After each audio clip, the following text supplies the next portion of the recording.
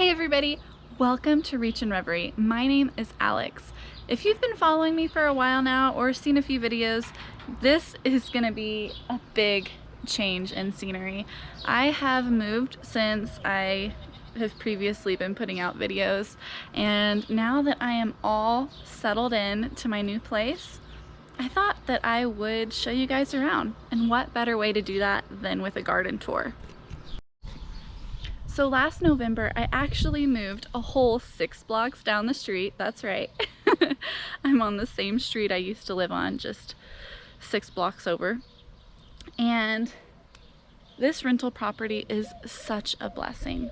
With great communication with a landlord, you would be surprised with how much self-sustainability you can achieve, even on a small piece of land like this.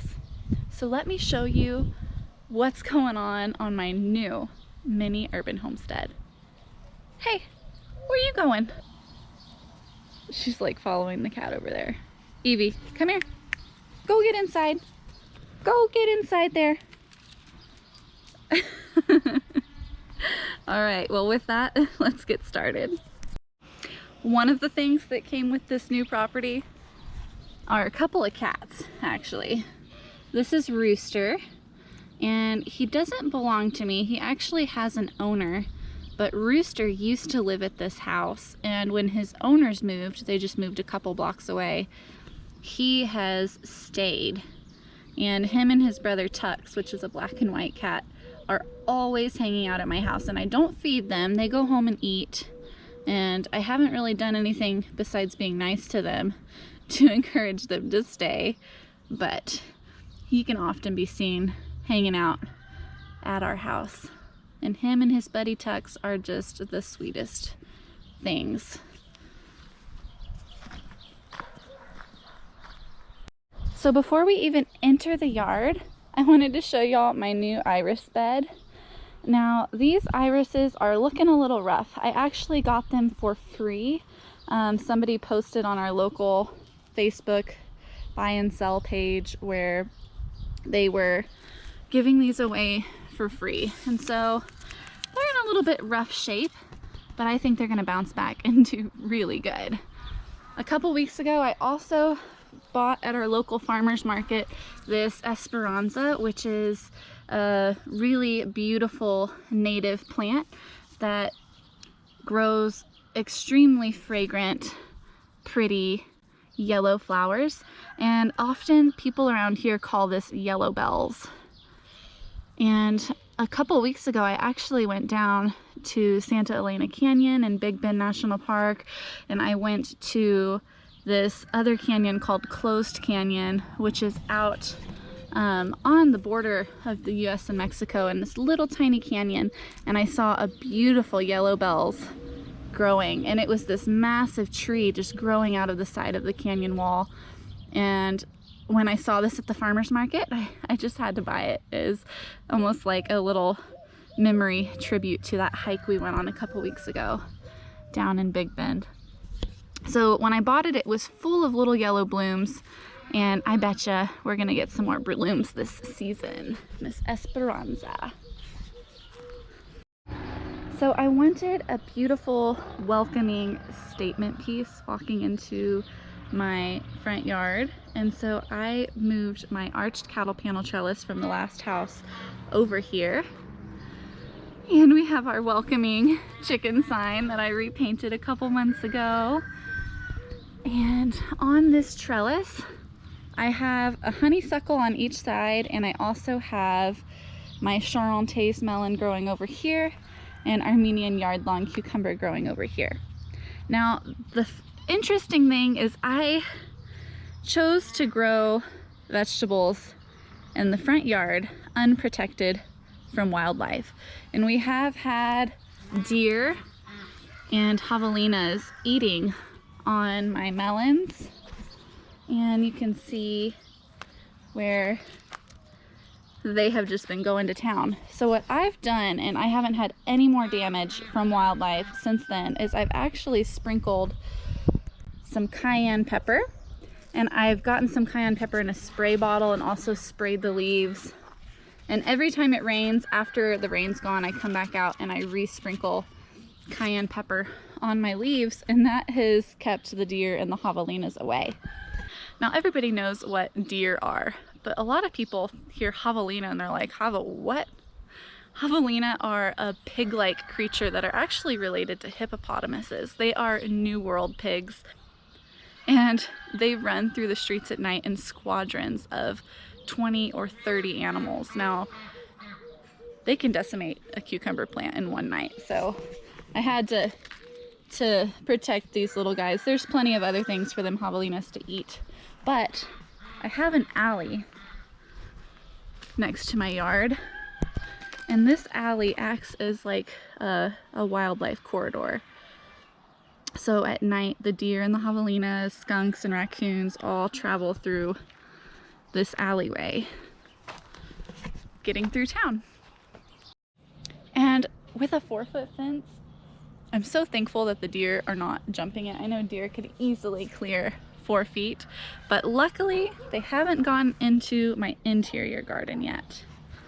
Let's go take a look at what we've got cooking up behind this gate. So this raised garden bed along the house was already here when I moved in. And when I moved in, it had several rose bushes in this bed, and it was wintertime when I moved in, so I wasn't quite sure what was dormant and what had died. Well into early spring, I went ahead and pruned back all of the roses that didn't have new growth. And I didn't get rid of the whole plant, I just cut them down to the soil so that if they were still alive, they could pop back up. And in their place, I went ahead and planted some vegetables so that we could have some productivity here in this gardening space. This is one of the roses that survived, and it's so beautiful. I love that it's multicolored, pink and cream. Along this fence, I went ahead and planted rattlesnake pole beans, and they've been doing pretty good. This week I noticed that they just started flowering. I've had pretty poor success with pole beans just because of how hot it is. Usually they drop their blossoms, but I'm hopeful that in this spot they're gonna produce for me because they only get morning sun, and as soon as early morning they end up getting shaded by these trees, and then they get shaded by the house. So I'm really hopeful that I'm gonna get some pole beans this season. I think it's super cool where they're at, and picking the rattlesnake variety, they tend to do a little bit better in warmer climates. So I'm crossing my fingers, crossing my toes. Everybody think positive vibes for these beans, and hopefully we'll get to try some rattlesnake pole beans this season. In this bed, I have several varieties of squash. I think on this end, we start with just the green zucchini, the ones you can get in the store. And as we go down, I have ronde de Nice, which have like round pumpkin-shaped zucchinis. It's still a summer squash, so you can harvest it. I like to use them for stuffing, where you cut off the top, scoop out the seeds, you could stuff it, bake them in the oven. Really neat little squash. This is another rose bush right here with pretty pink flowers. And we have some more zucchinis on the end. These are acorn squash. These two right here. Behind the squash, I do have hollyhocks growing, and I also have cosmos. Locally, there's actually somebody who grows cosmos, and I asked them if I could harvest some of the seeds. And so I filled up an entire standard sized envelope with seeds last year and sprinkled some along the back wall next to the house so that I could have some pollinators here this season. I do have a random peanut. I planted a couple of peanuts in this spot and only one of them came up. This is Fastigiata, I forget, I'm probably saying that wrong. It's the Ecuadorian pinstriped peanut. Little stripy peanut right there. On the end of this bed, I also have an arbor rose. And don't worry guys, I'm going to introduce you to our new family members here at Reachin Reverie, and I'll show you all about that after the garden tour. So in this area right here, I kind of improvised and used pre-existing structures for my favor for the garden. These poles were actually clotheslines that were already here when I moved in, and I tied a cattle panel to the poles using some tie wire, baling wire, and made a small garden bed for some more squashes. I planted coleuses between each squash as pollinators and just kind of spruce up the bed, make it look a little pretty. And on the end I have butternut squash, and in the middle there's Jarradale pumpkin, which are a blue gray skinned pumpkin. And then on this end we have I think she's called Lady Godiva. This is a pumpkin that grows holeless seeds that are a little easy to eat pepita. And she is just a beautiful, doing really nice in this spot. I'm really hopeful to get some pumpkins this season. They seem to like it in this area, shaded out under a tree in the afternoon. I think I said butternut squash on this. This is technically a Seminole pumpkin, which is a Everglades pumpkin. I keep calling it butternut squash. And then we make our way to the main garden. I'm gonna start over here. This is my miscellaneous bed that I am doing absolutely no management with. I'm just kind of letting the things grow. The only thing that I planted in this bed was okra. Can you even see the okra? I have a few plants that are producing pods. And everything else in this bed, well, actually, that's not true. I also planted a lily back here. But besides the okra and the lily, everything else in this bed are volunteers. So when I moved here, Josh, who you guys I'm sure will be introduced to at some point, helped me move my garden, and I am so thankful for that. But what we did was, together we moved all of my garden beds, and get this, we also brought all of my soil from my old house. So all of the soil that is in these raised beds is from my previous garden at my other house. So as you guys have known, the majority of that soil I made myself using different compounds, combining ingredients, and I've been building that soil over the past 3 years, and what a blessing that was to be able to bring the soil over. So because that soil was brought over, it got mixed up, and in getting put in all of these beds, there were a lot of seeds that were close to the surface that germinated, that were mixed together from all of my garden beds at the other house. I have a huge variety of volunteer plants, hybrid plants that are, you know, the next generation from things that I gardened at my other house. So it's so cool to have cool mixtures and unknown varieties of things that I wanted to grow last year that I'm also getting to grow this year. In this garden, the majority of the things that I show you that are not volunteers, I actually store-bought this year, which is crazy. In the past, I've always grown almost everything from seed, and this year was a process, and I got to become okay with store-buying plants.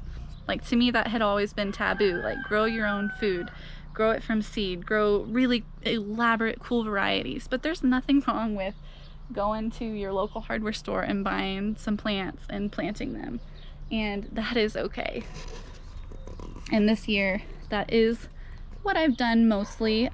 All of my squash are from seed.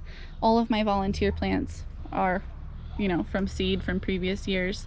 And there's a couple of things that I got locally, but I mean, for the most part, a lot of these things are store-bought.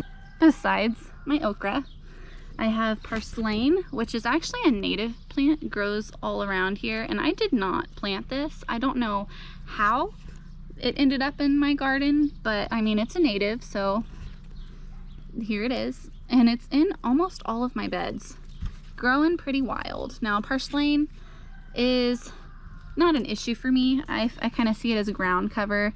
It produces some cute little flowers. It is a pollinator, and it's a nice little thing to have in my garden. So where I see it, I've generally just been letting it grow. I also have some really neat little tomatoes in this bed that I did not plant. And these to me look like a hybrid, possibly with spoon tomato and the peach tomato that I grew last year. Maybe it's a currant tomato hybrid, but whatever it is, they're really productive and they're really cool. And I really haven't done any pruning. I haven't pruned off suckers. This bed, I'm just letting it be au natural. So got lots and lots of tomatoes, several tomato plants in here. Looks like I got a pecan tree growing up over there. I need to cut that one off. A couple pecan trees. There's another okra. And basil. Basil grows like weeds in my garden beds. I have probably 100 basil plants in all of my garden beds. That is actually really nice. I just come out here and harvest from when I want to make pesto or add anything in my cooking with basil. And whenever I let it go and it starts to flower, it's a great pollinator for the garden, and it smells great. Basil to me is wonderful summer smell. This next bed over, I'm extremely excited about. This is my artichoke. And this artichoke came with me from the other house, and it died back over the winter, and I thought it was done for. And then in the spring, it popped back up out of the soil. So this artichoke I did start from seed a couple of years ago, and here we are, just waiting for him to head up and give me some artichoke flowers. In this bed, we're a little bit wild and rambly, but I love it.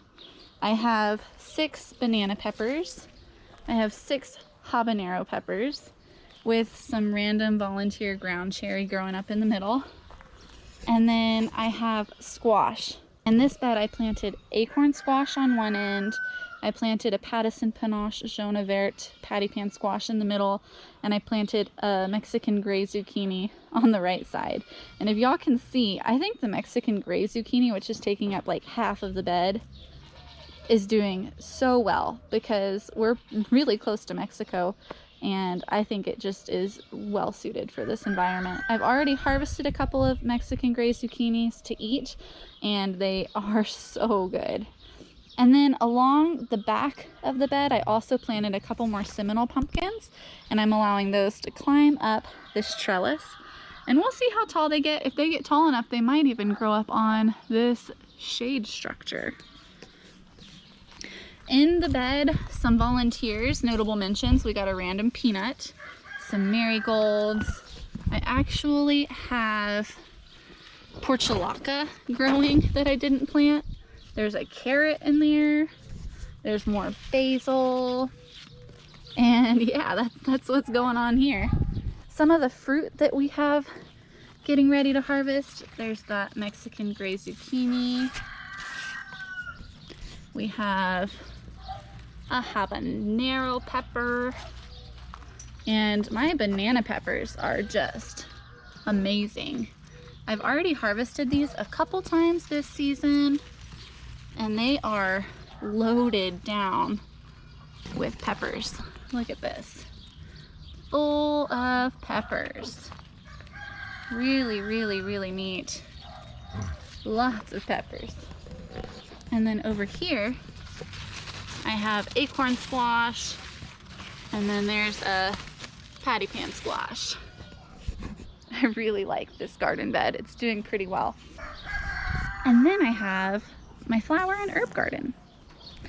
Let's start with this bed right here. I have spearmint, broadleaf sage, lots of basil. This is oregano, And then the parsley recently got devoured by swallowtail caterpillars, and it's starting to come back now in the bottom over there. I have borage that volunteered for my last garden. Over here I have a bunch of dianthus, and they were flowering so beautifully, and they just lost all their flowers, but they've been coming and going in waves, so I'm sure we're gonna see more flowers. There's a few right there. I also had planted viola, and they're not doing so good in the heat. That's what this empty spot is, but they grew a lot of flowers and a lot of seeds, so I'm confident that next season, or maybe even in the fall when it's cooler, because it's still alive, there's viola, we'll get some pretty purple and yellow flowers coming back. Things I did not plant in this bed are marigold. Didn't plant the marigolds, I didn't plant the basil, and I didn't plant this ground cherry. Hey Tex. And this is Tex, who doesn't live here, who likes to hang out. Bud. In this garden bed, I planted pollinators. We have some really pretty flowers. These died. And things I did not plant in this bed are this ground cherry that's doing amazing. Look at how many ground cherries are growing on this plant. There's one that's gonna drop pretty soon. I also didn't plant this hybrid tomato, and this is one that I think is a hybrid between a fuzzy orange peach tomato and maybe a white currant hybrid. I'm not really sure what variety this is. It's not, as far as I know, I don't think that it is a pure tomato. I think it's a hybrid, but it's loaded with fruit. And then I think I also had, there's a yarrow growing up in there that I didn't plant. Huh. Over here I have a lily that's not happy, and I have some vinca, and those are the only two things I planted in this bed. We also have that white plant. Maybe it's alyssum? I don't know. Could it be alyssum? Maybe a radish of some sort. Got some calendula and more basil going on in this bed. Ridiculous how much stuff is coming up. I love it. And then this bed is kind of a funny story. Josh, he got me some asparagus, dormant asparagus, over the winter, and I planted it in this bed and it didn't come up, and I thought it was dead. So I planted this box full of pollinators and flowers, and then the asparagus popped up. So that's pretty cool. So I'm not going to eat any of this asparagus. You really want to let it establish for about 3 years before you harvest any asparagus. So I'm just going to let this asparagus grow and establish. In the meantime, I have some purple basil. I have Thai holy basil. I planted some pretty beautiful petunias, some lemon thyme. I also planted lavender. A lot of people pull out their volunteer plants because they didn't intend for them to grow there. I like to see what happens, and so if I can, I go ahead and let them grow. I could have pulled out this ground cherry, but look at how much fruit I would have missed out on. Look at that. And then with the heat of summer, the flowers that were here anyway have died. Couldn't handle the heat. So now I have this beautiful, beautiful ground cherry with a random basil popping up in it. Now you may recall I actually had 2 artichoke plants. One of them did not come back, but I'm really thankful for the one that I do have right there. Then we make our way to the tomato and pepper garden beds. In this bed, I planted tomato plants.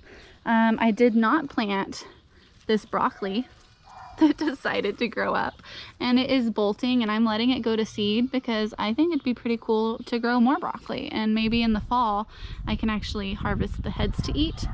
but it's not really competing with the tomatoes. If anything, it's bringing pollinators when it flowers. So I'm just letting this broccoli grow in this spot. This basil I did not plant. I did plant vinca.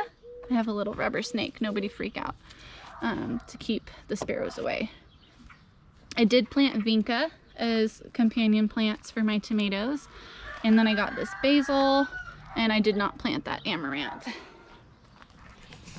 On this side of the trellis, I'm growing grape tomatoes. I have Mr. Stripey. We have more Mr. Stripey. Then I have Cherokee Purple, which has quite a few fruits on it. And then this one's another Cherokee Purple right here. Cherokee Purple's doing some funky things. Never seen growth like that on a tomato, and both of my Cherokee Purples are just a little bit wily, but I love it.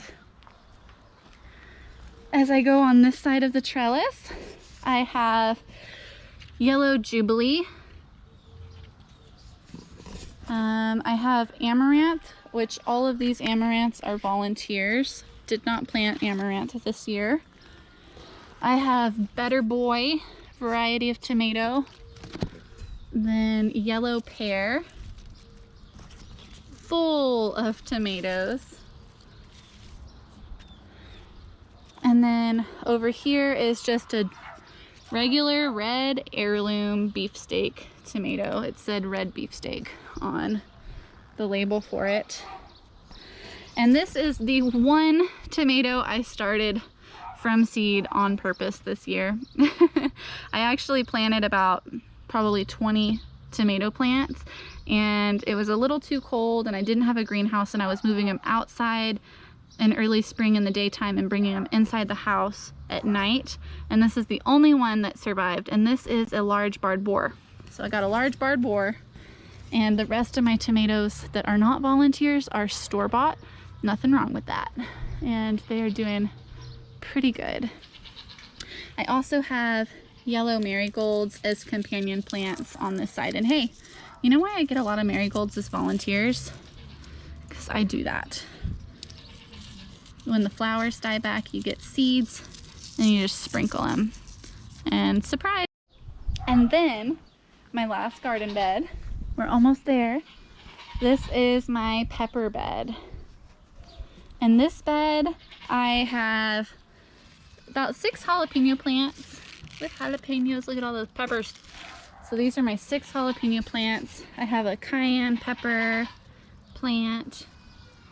We have a couple of Cubanelle pepper plants, and everybody is just so happy. Look at all those peppers. I believe in the back we have New Mexico Big Gem. And then here, what are you guys? You're also New Mexico Big Gem. This is a really cute little pepper. And yeah, these are also New Mexico Big Gems. Look at those cute peppers. And then in the back, this is a chili piquin pepper. You always got to grow chili piquin. Love representing the natives out here. I have this random dahlia plant growing back here. I planted it early in the spring when my peppers were tiny to help bring in some pollinators. And right now he's in between. He's been flowering. It looks like we have a blossom that's about to bloom on that one. This is a random volunteer tomato. Don't know what it is. And then this side are all bell peppers with another ground cherry growing right there. Gonna have lots of ground cherries. Look at that, we've got bell peppers. We've got bell peppers. I've got some bell peppers. Aren't they just the cutest little bell peppers in the entire world? And then another little bell pepper right there. And I got a couple of varieties on the bell peppers. I did green, red, orange, and then the lunchbox miniature little ones. So that is the garden. And then there's Rooster. Get off of that. Thank you, buddy. Now maybe one day I'll have to introduce you guys, but I'm really thankful. Josh also built me this shade structure for my garden. I told him if it hailed on my plants, I'd probably cry, and then obviously expecting that we'd get hail damage. And then next thing I know, I come out here and he's building this for me. And we have chicken wire to catch the hail or stop hail from hitting the plants. And then this is 30% shade cloth, just to help give the plants a little boost in the heat of the day.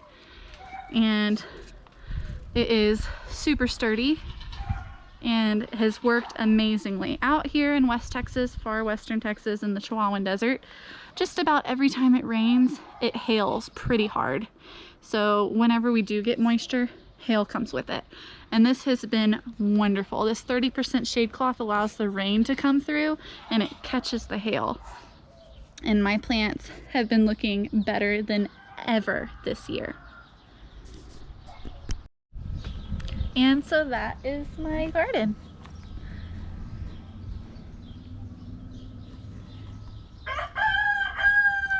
So y'all have seen my garden, but my channel's not just about gardening. The window into my life that you guys get to see also included my chickens. I have 9 laying hens and I brought them with me to this home. Let me show you where they live. Hey girls!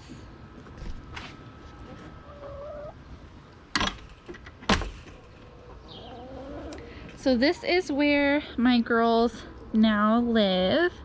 This is their new chicken yard. It's not quite as shady as their old spot, but they are quite happy. And there are a few things that I do to try to make them as comfortable as possible. So I brought my old coop over from the other house. My sister came to visit and she helped me take it apart. We actually had to break it in half and disassemble it to get it out of the other yard. It didn't fit through the gate, and brought it, put it back together, and then I brought my girls over.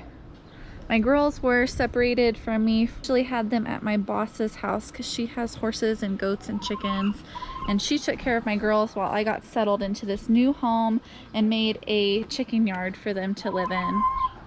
Got their coop reassembled, brought them back over. Now you might notice I have 9 girls and there's a rooster in this yard.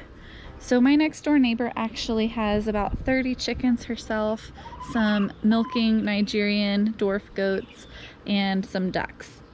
And one of the roosters, this young gentleman right here, he comes over every single day and hangs out with my girls. But he doesn't live here, he lives next door. That's his yard. And so he jumps that 4-foot fence and spends all day with my girls, and then in the evening he jumps back over the fence and goes to his chicken coop and sleeps over there. So he just kind of hangs out with us. So my girls are all happy and healthy. They do have a couple scuff marks from the rooster hanging out with them, so to speak, but other than that, here they are. This is just about all of them. Miss Yasha, my solid black chicken, is in the coop right now because she is broody. She have Dua, Mary, Odette, Ariel, Myrtle, Molly, Pip, Saniza, and then Yasha, my black chicken's inside. And this is the rooster. Now this area was actually here when I moved in, and it was a fire pit. And I just threw a little kiddie pool in there and have turned that into the public pool for the girls. That's where they go on a hot day to cool off. They step in and soak their feet in the water for a little bit and hop out, and that helps them cool down a little bit on a hot day. Now I don't fill this kiddie pool up all the way. I just put enough water for them to wade into and then jump back out of. Hey, Miss Odette. How are you doing? You gonna go get some water? You gonna go get some water? Yeah. And these girls, they do get a lot of shade in this yard in the morning from this carport. Works out quite nicely. Keeps them nice and cool in the mornings. And then they also have shade on their coop in the form of these mulberry trees. And check this out. Look at this, a lot of them now are just out of reach. There's one.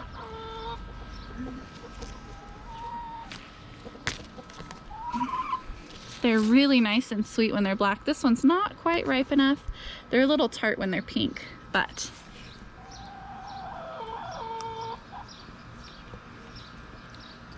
quite delicious. That tasted just like a raspberry. Oh, hi girls. You want me to drop some mulberries for you? Look, here's a couple that fell onto this structure, keeps the rain off of their feed. There you go. Yummy, yummy. See, it's still the cluck house. There's Miss Yasha. Did you take a break from laying? Or you took a break from sitting on the eggs? You have been so broody. She comes out when it's really hot out to get some water and food before she goes back and sits on the nest. Miss Yasha. You know, chickens can lower their egg production up to 20% for every year that they grow. So my 3-year-olds are not laying as many eggs as they did the first year that I had them. I love my girls. I'm not gonna get rid of any of my girls. And you know, they can live to be 10 years or more, but they're just not gonna lay as many eggs once they hit 3 to 5 years old. I still want some eggs. So what am I doing about that? What do y'all think I'm gonna do about it, girls? I'm only getting like 4 to 5 eggs a day for my 9 girls right now, and they're 3-year-olds. So I thought maybe, just maybe, it might be time to add a few more laying hens to my flock. That's right, girls. We got some more laying hens, didn't we? Now, I did tell you guys that Yasha, my black chicken right there, was broody. And she has been hard broody for a couple weeks. What does it mean when your chicken's broody? That means that theoretically, they want to be a mom. They get these hormones going through their body that cause them to want to sit on the nest of eggs all day, every day. They only leave a couple times for a few minutes to fill up on water, fill up on food, get a little bit of a break, and then they rush back over and sit on the eggs. And after about 3 weeks or so, the eggs should hatch out if they do a good job under good circumstances. And then you have some baby chicks. Now, Yasha's been sitting on eggs for a couple weeks. I marked them with pencil so that I could take away all of the rest of the eggs, and the same eggs that she's been sitting on will develop so that she could hatch out her own babies.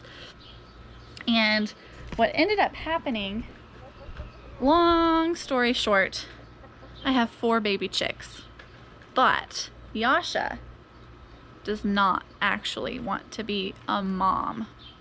She wants to sit on eggs. She'll sit on them all day long, but as soon as she has baby chicks under her, she just attacks them. And there's a couple theories I have about this. One of the theories is rodents. So what is going on here? Now these day-old chicks are about the same size as a mouse. And I've been noticing that, you know, I'm not getting that many eggs, but some of the eggs that I do get are cracked, broken, hollowed out. So I think that a mouse has been getting into the chicken coop and eating eggs. So I try to pick up eggs every morning, or in the evening. I pick them up a couple times a day just to try to keep it so that they're not sitting in the coop. But of course I had Yasha sitting on some eggs. So when she felt baby chicks under her, I think that she thought that that was a mouse. It just wasn't going to be a safe place for chicks to be raised. Now we're making the best of the situation. So what ended up happening is I had to separate the chicks from this flock because adult chickens that do not consider themselves the mothers of the chicks will kill small chickens. So for the near future, for now, the baby chicks are going to have to be raised in a separate area away from the big girls until they're big enough to live alongside of them without getting picked on. Then we'll get them integrated. So let me show you the setup I have for our 4 newest additions. So this is where my baby chicks are growing up. You know, I don't have the space to brood them inside like I did with my last girls. My first flock of chickens, the 9 girls that we just looked at, they were raised in my casita at the other house, which is essentially its own building, guest apartment house, a small house in our backyard. But my house I live in now is a small 1-bedroom, you know, with a kitchen and a bathroom, and it's just not the ideal place to raise baby chickens. And I didn't really think of this out so well because I thought that I was gonna have a mama hen to raise them. So we recycled this old dog kennel, perfect condition, and wrapped it in chicken wire hardware cloth and covered it with a tarp to keep the weather off of them. I do have a heat plate in here for the girls to get under when it's cold or if they're chilled, but I only turn it on at night because out here in West Texas in the Chihuahuan Desert, it actually is warm enough for the girls to not have a heat source on during the day, as long as it's not raining or super windy. I also do cover the front wall at night to keep a breeze from going in to draft the girls, but they've actually been sleeping in this carrier at night, which is filled with hay, and not even using the heat source. So here in another week or two, I'm probably going to take that heat source out to give them more space in here. But here's the girls. There are 4 girls. We have Gordita, I have Margarita, we have Baby Flauta, and Miss Guacamole. That brooder is a perfect place for the girls to grow for now. However, as they get bigger, it might not be quite big enough for them to feel really comfortable growing up, and I want these girls to just be happy, healthy, beautiful, young lady chicks. Let me show ya. So I go around. Ah, that's one of the swallowtails that ate my parsley, I betcha. So the plan, with Josh's help, this is actually his idea and I am so on board with this, is I'm gonna clean out all of the debris that's in here, move all the wood, move all the panels. This was all here when I moved in, and I'm gonna fence this off and make a second chicken run. I'm gonna have a structure built right here, a chicken coop, and then it will open up to a little run, and this is where the girls are gonna grow out until they're big enough to join the ladies in the chicken yard over here. Now, this is where it gets really exciting. I am all about self-sufficiency, self-sustainability, and this is a miniature urban homestead. I'm gonna call it that. I'm growing my own food. I'm getting fruits and vegetables and growing all kinds of things in my garden. I'm getting eggs for my chickens. Let's just round this out. Getting fruit, vegetables, eggs, meat. Self-sustainability. Getting there. We're getting there one step at a time. After my little pullets, the 4 little girls who are gonna be laying hens grow out and move on to the chicken yard, the plan is to raise a batch of meat chickens in this spot. So I'm trying to round out this video and my camera died again. So finishing it off with the camera phone. That's the way it's gotta be. But we're almost done here. I just wanted to share with you guys how excited I am about the future here. I showed you guys the garden, showed y'all the chicken yard, and where the baby chicks are gonna grow out once their new chicken run is built. This is very exciting. I'm back. Things are happening. I haven't forgotten about YouTube. One step at a time. Now I know I'm an animal lover. I don't like to kill anything. I don't like to kill bugs. If I see a mouse in my house, I will catch it and release it. If I see a spider or something in my house, I will catch it and release it. So how am I gonna kill chickens? I am an omnivore. I eat meat, I eat vegetables. It is the way it is, and that is the way that I am. And so my thought is, if I raise my own chickens, and I offset what I'm buying in the store. That is amazing. I'm going to know that these chickens are going to be raised organically. I know that these chickens are going to have a wonderful life up until that end. They're only going to have one bad day, and I'm so excited about this future. So I'm going to try to pick up my camera, charge those batteries, and document some of the way there. And hopefully I'll get to bring you guys along for that. Not going to show any chicken death, just warning, but this is a cool process. If you like this video, don't forget to give me a huge thumbs up and subscribe to my channel. I know I haven't been posting that much lately, but I'm still here and I'm still making content, albeit maybe a little bit infrequently. Hopefully I'll get back on top of this and get back into it, uploading, editing videos, sharing a window into my life with you guys. So stay tuned, you never know what you're going to see here on Reachin Reverie.